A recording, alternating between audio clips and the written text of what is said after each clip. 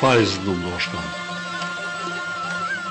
اون زمانی که سالهای 50 تا 60 3 سال خدمت میکردند، همگی 10-12 روز عروس را آورده فراوردند، او را عسکری بردند خدمت.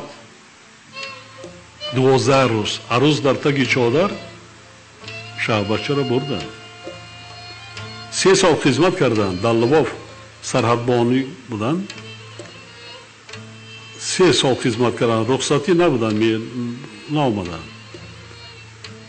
وقتی که پیش از آمدن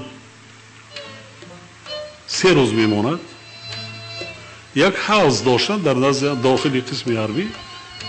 پیش از خوراک نصف روزی سربازا در اونجا آبازی میکردند. آبازی میکنند، سر میز در میآیند. وقتی خوراکاری جایش خالی نیست، امرا میپرسند کجا شد رحمانو؟ نیست. خیلی میگه حاضر میبیاد، نیست. نصف روزی تمام میشه، نیست.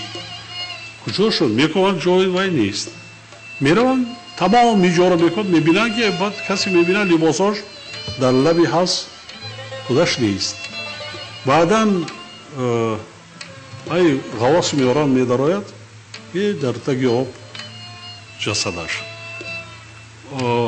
مادر من دیگر 3 نفر بودن، امروش با درجه کم بزاعت بودیم. او که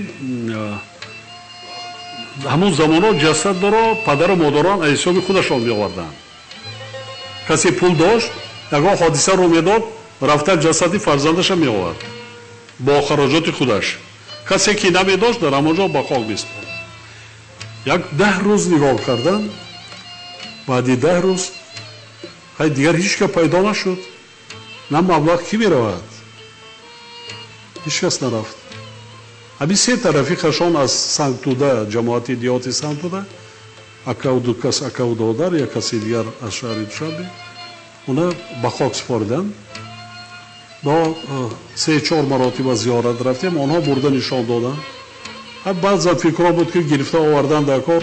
دیگر بعد این قدر سال دیگر فکرم که خوبش آزار دادن در کار نیست. تقدیر نصیب همین بوده است.